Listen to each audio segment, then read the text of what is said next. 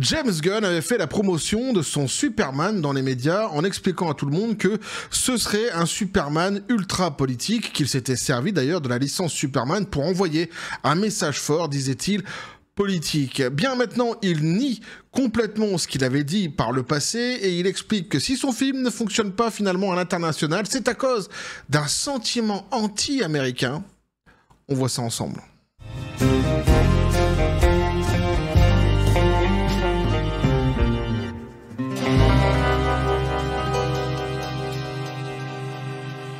Ah, James Gunn.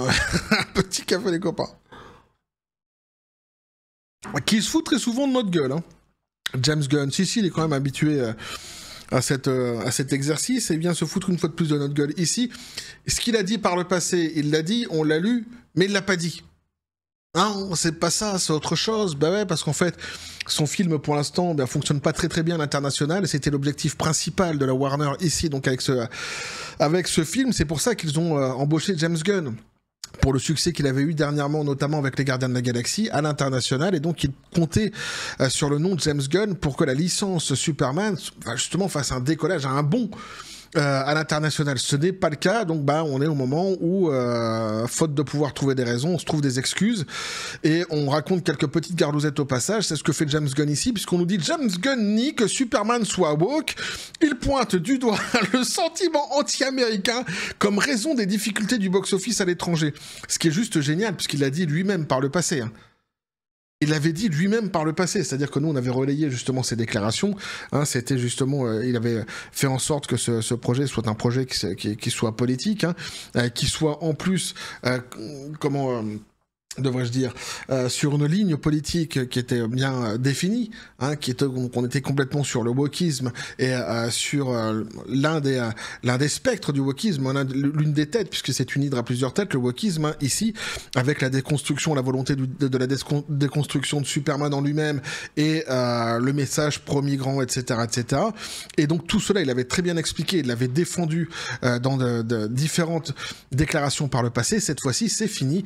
On nous dit dans une interview sincère accordée à Rolling Stone, donc un James Gunn, réalisateur du reboot de DC Universe et de tout nouveau Superman, donc a attribué la performance internationale plus faible que prévu du film à la montée d'un sentiment anti-américain dans le monde. Le film dont le héros principal est David Cornsweet a connu donc un succès fulgurant aux États-Unis, mais a peiné à susciter le même enthousiasme à l'étranger, suscitant des débats sur la géopolitique, les icônes culturelles et l'attrait mondial d'Hollywood. Superman est sorti en salle le 11 juillet 2025, marquant le lancement officiel du nouveau catalogue DC Studios de Gunn et Peter Safran. Avec un budget de production annoncé d'environ 225 millions de dollars, hors marketing, le film réalisé un solide démarrage de 125 millions de dollars aux États-Unis, en Amérique du Nord, réalisant donc le 7e meilleur week-end d'ouverture de l'histoire de DC hors inflation. De son deuxième week-end, donc le film générait environ 57 millions de dollars de recettes aux États-Unis, portant son cumul nord-américain à 235 millions de dollars après seulement 10 jours. Les analystes estiment qu'il pourrait donc atteindre 300 à 350 millions de dollars rien qu'aux États-Unis et au Canada, grâce au bouche à oreille efficace, un cinéma score de A- et un score d'audience de 88% sur Rotten Tomatoes, la tomate pourrie. Donc c'est plutôt un bon démarrage, hein, il faut le dire, j'avais déjà dit dans une précédente vidéo. Aux États-Unis, ça, il n'y a pas de problème, hein. Lutte internationale, géopolitique ou autre chose, à l'échelle mondiale, le tableau est moins spectaculaire. Superman a engrangé 171 millions de dollars de recettes internationales à ce jour pour un total mondial de 406 millions de dollars. Ces recettes internationales du deuxième week-end ont été estimées à 45 millions de dollars hors Chine, où les performances ont été particulièrement faibles. Les projections suggèrent un total international final de 200 à 250 millions de dollars, ce qui pourrait porter le total mondial à 500 à 600 millions de dollars, ce qui serait suffisant pour le couronner meilleur film de super-héros de 2025 jusqu'à présent, mais loin des blockbusters comme The Batman, qui a rapporté 772 millions de dollars en 2022. Lors de son interview avec Rolling Stone, Gunn n'a pas mâché ses mots, il a dit donc nos résultats sont nettement meilleurs au niveau national qu'à l'international, a-t-il admis. Superman n'est pas un produit connu dans certains endroits. N'importe quoi. C'est genre, en Chine, qui savent pas qui est Superman. Mais ils se foutent de la gueule de qui? Moi, franchement, c'est extraordinaire. Moi, je suis sur le continent asiatique, je peux t'assurer que tout le monde connaît Superman. Il n'y a pas de souci. Il y a plein de fêtes où les gamins doivent se déguiser, nanani nanana. Souvent, ils sont déguisés justement en Superman. C'est complètement con. Et le sentiment anti-américain actuel dans le monde a aussi des répercussions. Cela ne nous aide pas vraiment. Le sentiment anti-américain qu'il y a actuellement, et même je vais te le dire précisément en Asie, il a pas grand-chose à voir avec le gouvernement américain actuel. Il a à voir avec toutes les politiques qui ont été diffusées dans les productions américaines dernièrement. En gros, en fait, le côté woke de la force. Et je rappelle aussi que quand même, il faut vraiment le signaler, dès lors qu'il y a eu des films tels que La Petite Sirène n'ont pas fonctionné, par exemple, sur le continent asiatique, la presse américaine relayant plutôt, devrais-je dire, des messages en interne de chez Disney, avait catalogué le continent asiatique de raciste. Pour ne pas avoir été voir le remake de La Petite Sirène. Ils ont de la mémoire, les Asiatiques. Ils ont de la mémoire. Et ici, ce qui se passe avec Superman, c'est à cause de Gunn. Je vais te le dire, c'est à cause de Gunn. C'est sa putain de communication, en fait, c'est tout. C'est le fait qu'il soit arrivé avec ses grands sabots en disant ça sera politique, nanani nanana. Je peux t'assurer qu'ici, directement dans les médias, machin de ça a discuté. Les gens, ils ont dit c'est bon, on va se retrouver encore avec un truc XXL politique, américaine, woke. On n'y va pas. C'est tout, c'est aussi simple que ça. C'est aussi simple que ça. S'il avait fermé sa gueule, les gens, ils auraient été découvrir sans doute son film au cinéma et ils seraient tombés sur la politique directement, en fait, face à eux au cinéma. Mais il est venu en fanfaronnant. Hey, ça va être politique, nanani, vous allez voir, message progressiste, nanani, nanana, déconstruction Superman. Les gens, ils ont dit non. C'est tout. C'est tout. Eh oui, les analystes de Variety et d'Hollywood Reporter rejoignent les propos de Gunn, soulignant que l'opinion publique américaine pourrait influencer les ventes des billets. Cependant, certaines critiques affirment que d'autres facteurs entrent en jeu, parmi eux la moindre notoriété de Superman par rapport à Batman dans certaines régions. Non. La concurrence des films locaux et la lassitude persistante envers les super-héros. Non, non plus. Spider-Man a cartonné en Asie. C'est faux. C'est faux. Provoqué par une série de sorties Marvel et DC peu concluants ces dernières années, c'est faux. Les gens, ils vont au cinéma, là. Ils se déplacent au cinéma pour aller voir des super-héros, machin, qui sont pas forcément des Marvel DC, mais des trucs asiatiques et tout ça. Donc non, c'est faux. Les gens sont friands de divertissement, partout dans le monde. Et sur le continent asiatique aussi. Si le divertissement est bon, ils y vont, hein.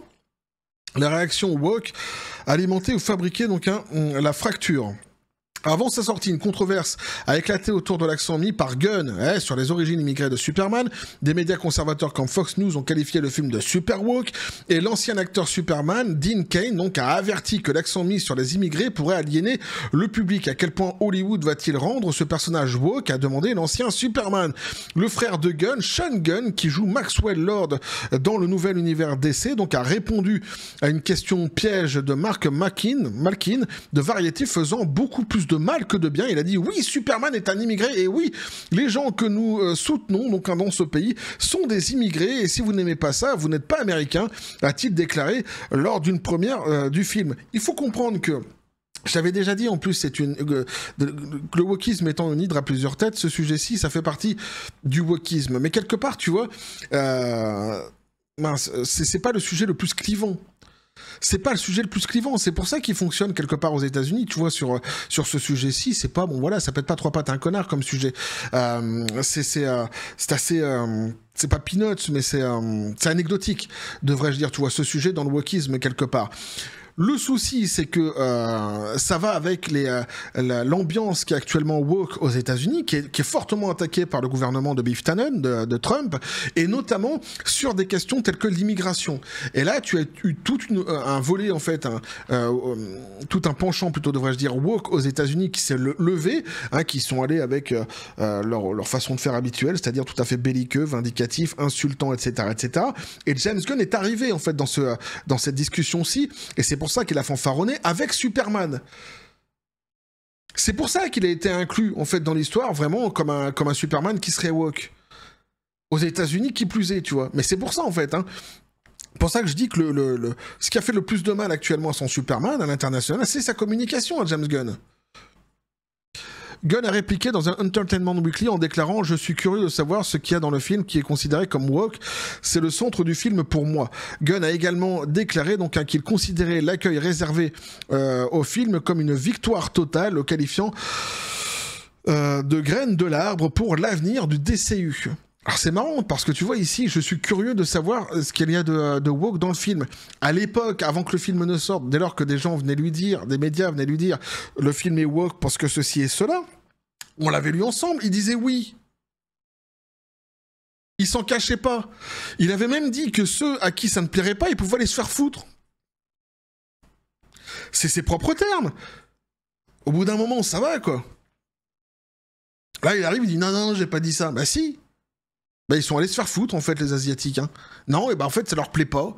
Ça leur plaît pas, le volet politique, dans ton putain de Superman. Et puis en fait, bah, ils ont fait ce que t'as dit. Ils sont allés se faire foutre. Et puis bah maintenant, c'est toi qui vas te faire mettre aussi. Avec ton film. Le sentiment anti-américain est-il à blâmer? Malgré les contretemps internationaux, Superman pourrait être en bonne voie pour générer des bénéfices s'il résiste bien face au prochain film de Marvel, Les 4 Fantastiques, premier pas, donc il pourrait revitaliser DC après des échecs comme The Flash qui a rapporté 271 millions de dollars dans le monde. Donc malgré l'hypothèse de Gunn selon lequel le sentiment anti-américain serait à l'origine de la baisse des ventes internationales de Superman, cette théorie ne tient pas entièrement la route. Il suffit de regarder Top Gun Maverick, bah ouais justement, rares sont les films récents qui ont été aussi ouvertement américains, avions de chasse, héroïsme militaire, un pilote héroïque nommé Maverick, défiant les pronostics pour les couleurs rouge, blanche et bleue. Et pourtant, le film a engrangé 782 millions de dollars de recettes à l'international, contribuant à un chiffre d'affaires mondial de 1,5 million de dollars. Donc ça tient pas. Mais ça tient pas à ces arguments, c'est ce que je disais. Si le public international rejetait réellement l'iconographie américaine, Top Gun Maverick n'aurait pas dû faire long feu à l'étranger. Au contraire, il a prouvé que lorsqu'un film offre une narration sincère, des personnages réalistes et de l'action palpitante, sans le poids du cynisme des studios, le public du monde entier est toujours au rendez-vous, drapeau américain compris. Qu'il s'agisse d'un changement de goût mondial ou d'un simple obstacle, Gunn reste optimiste. Il dit « Ce n'est que le début », a-t-il déclaré au Rolling Stone. Donc, pour les fans, le véritable atout du film pourrait bien être sa capacité à susciter sa conversation, prouvant ainsi la pertinence durable de Superman, même si son succès au box-office est un peu entamé à l'étranger. Donc les chiffres, en réalité... Actuellement, on les a. Hein. Ici, donc, c'est 243 millions aux États-Unis, 173 millions à l'étranger, pour un total de 416 millions. Hein, jusqu'ici. Donc, ce qu'on peut dire, c'est que le film, il a toutes ses chances pour qu'il puisse finir par arriver à son seuil de rentabilité, qui avait été estimé, alors c'est au minimum 600 millions qu'il devrait atteindre normalement pour atteindre son seuil de rentabilité.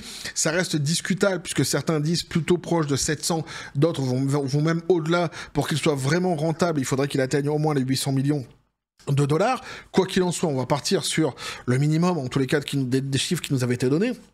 On va dire 600 millions, donc c'est tout à fait faisable. Hein.